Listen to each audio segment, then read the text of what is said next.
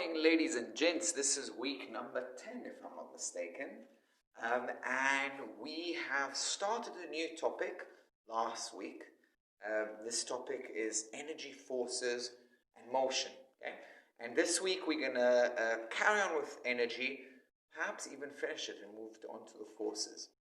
So what I want to start with today is to think about energy transfer that happens, okay, in an example we discussed before where a pen falls down. So we said that the energy at the top, okay, that the pen has is gravitational potential energy. Okay, it's potential, it's stored energy. We can't really see it. It looks the same as it is down here, but it actually has that extra energy. How do we know? Because as we let go, suddenly it gains kinetic energy. If an object moves, it has kinetic energy. So it didn't have kinetic energy before, okay? Where did that energy come from? It was gravitational potential energy. Now, not so much this, well, even this year, yeah, we will start looking at the units of energy, which we call them joules, okay? All right? Joules, J-O-U-L, okay? Joule, okay? That's the unit of energy. Now, let's say the gravitational potential energy of a pen here is 10 joules. It has 10 joules. We usually use the letter J. So it says we have 10 joules of gravitational potential energy. Now that energy becomes kinetic energy. A millisecond before that pen hit my hand, if you had to guess, how much energy, how much kinetic energy does the pen have? Just a millisecond. It has 10 joules at the top of gravitational potential energy. The bottom, it lost all its gravitational potential energy. How much would you guess kinetic energy it has? I think quite a few of you will guess that you'll have 10 joules of kinetic energy, okay, or very, very close to it. Okay? Let's assume that there is no friction, air resistance. Okay? I think a lot of you will intuitively understand that all the gravitational potential energy will become kinetic energy. In reality, that's not exactly the case because there is air resistance that slows it down. But let's say there isn't. Let's say we were in space, but still with the gravitational. Anyway, okay. So what you intuitively understand that all the gravitational potential energy will become kinetic energy. Now that principle, which is intuitive to understand, is arguably and probably actually the most important law in physics. Okay? And we call it the first law of thermodynamics, or more people will know it by the name of the principle of energy conservation. Okay? And it states that energy cannot be destroyed and it cannot be created. It just changed from one form to another. So in this case, we had 10 joules of gravitational potential energy. As it went down, there was no more gravitational potential energy, but that energy was not destroyed. It was just transferred. It just became kinetic energy. The same way, the 10 joules of kinetic energy that the object had just before it hit my hand, okay, it didn't come from nowhere. It wasn't created. It came from gravitational potential energy. So now just pause me, please, and copy this. The principle of energy conservation. Energy is never destroyed, never created. It just changes from one form to another. Please write that down, and we'll move on. Cool. Okay, now we're going to do some exercise that are more like what we're going to do in the test. It's to do with energy conservation. And these are the kind of questions, like I said, we're going to put in a test. And these diagrams are called Sankey diagrams. Okay, I've written here Sankey diagrams. Okay? So let's start with the example we just talked about. Okay, we have, let's say, a pen that has 10 joules of gravitational potential energy. It becomes 10 joules of kinetic energy. Normally we would write, I don't know if you see, you would just write gravitational potential energy. Okay, that's the energy transfer diagram that we wrote. Okay, GPE, gravitational potential energy, becomes 10 joules of kinetic energy. So I wrote how many joules. Sankey diagrams are kind of like energy transfer diagram, but they're not skinny like a thin arrow. They're actually fat.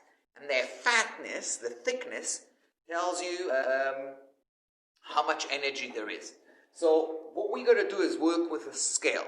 So let's say that 1 joules equal 1 centimeter. So we're going to draw an arrow 10 centimeter wide. You can choose another scale. You can work with 1 joule equal half a centimeter, but it's up to you, okay? 1 centimeter, I think, is the easiest one. So because we have 10 joules of gravitational potential energy, we're going to have a 10 centimeter wide arrow. It will be 10 centimeter, okay? Now, that gravitational potential energy simply becomes kinetic energy. So we're going to write a little arrow, okay? So now we're going to have kinetic energy, also 10 centimeter, okay? So you can see that all the gravitational potential energy became kinetic energy. Okay? That's kind of easy, okay? But most cases, okay, we have a bit of a split. That means we start with one energy and that becomes several energies. So here I wrote electric potential energy becomes light and heat. That could be, for example, on, let's say, a phone. So you've got electricity inside the phone. So you've got electric energy. And that becomes, let's say, a little video that you're watching. But let's say there's no sound. So we'll make it a bit easy. So the only thing you can see is light. You can see light coming out of the... we can make it actually easier. Let's just think about a light bulb, okay? It takes electric potential energy, transfer into light, but there's also a little bit of heat. Okay, so if you go to a bulb, let's say you have next to your bed at night, you touch the bulb, you can feel the heat. So some energy is lost in this heat. Now let's say I have 10 millijoules. Little mj is millijoules. It's 1,000, 0.00001 joules. 1 divided by 1,000 joules.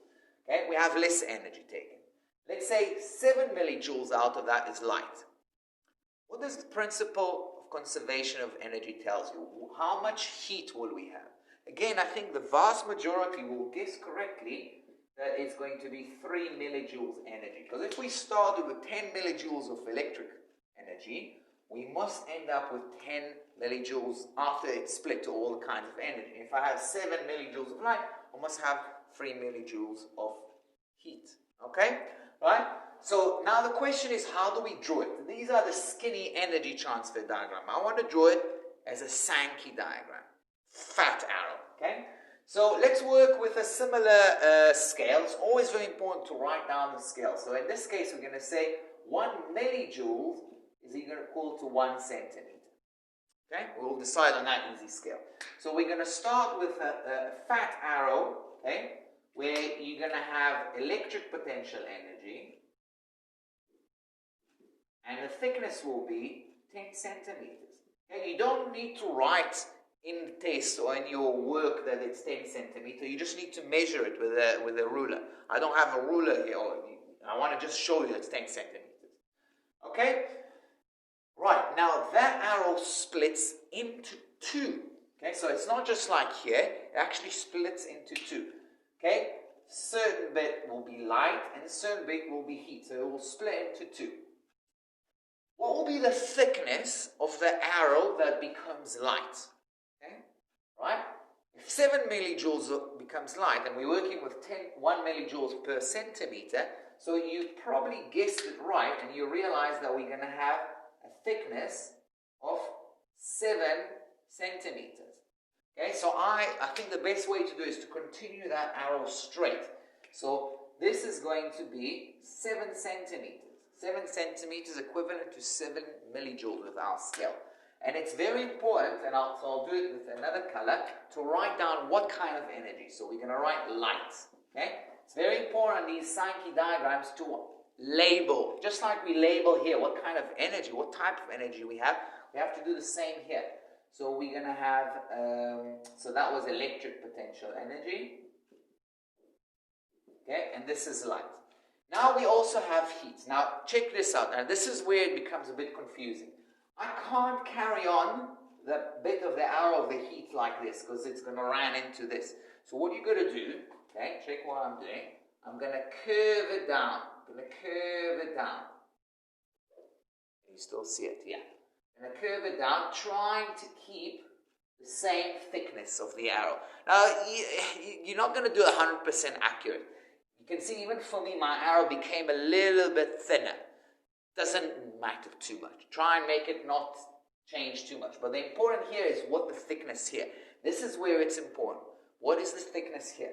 And the thickness here must be, of course, 3 centimeters. Must be 3 centimeters because we have 3 millijoules.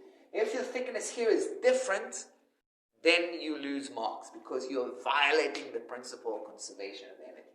So this is going to be heat. Okay? So copy that into your book. Pause me, copy that into your book. I'm going to do one more example. Okay. So in this example, I'm looking at a kettle. Okay, kettle to heat up water. Okay. So we start with electric potential energy, and we're getting 14 joules of heat to heat up the water. But we also get sound. We can hear it, isn't it? So we get 6 joules of sound.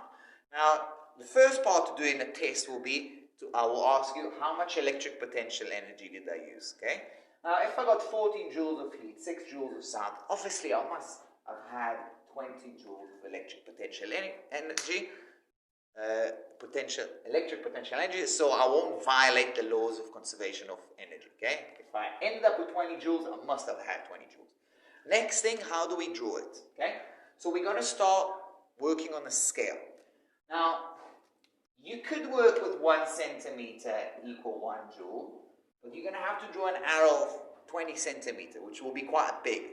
So I just wanted to give you that example. You can actually work with something else. You can say, right, 1 centimeter is, for example, 2 joules. Okay, there's nothing stops you to do that. So then a 20 joule will be, correct, 10 centimeters. Okay, you could do that, for example. Okay, let's do that. Okay, so we're going to draw an arrow, okay, which will be, that's going to be your electric potential energy. Don't forget, we must label our Sankey diagram, just like your normal energy transfer diagram. And the thickness here is going to be, because I have 20 joules and each 1 centimeter is 2 joules, that's still going to be 10 centimeters. Now, that's going to go, and then it will split. It will split, let's say, over here. Okay. And your first energy is going to be your heat energy. And what will be the energy, the thickness of this arrow? Okay? If it's 14 joules, 2 joules is 1 centimeter. So this is going to be 7 centimeters thick. Okay? And then the rest will be obviously sound. So I'm going to try and extend that to here and then try and make that curve so it's similar thickness. I did a bit of a better job here. Okay? But really, it doesn't so much matter what the thickness here. It should be the same as the thickness there. And that's the one I'm going to be looking at the test. Okay? And what should be that thickness? 6 joules, 2 joules per centimeter. That's going to be 3 centimeters. Okay? Obviously, if you think about it, the thickness here plus the thickness there always have to be the thickness there. Okay? So what I'm going to get you to do now is do a little bit of exercise with the Sankey diagram. Okay? Just a little bit of Sankey diagram, and then, I'll just give you that. Okay? I'm going to show you a video later, a fun video about the energy transfer, about principle of conservation energy, but that probably will be in the next lesson. All right, see you in a bit.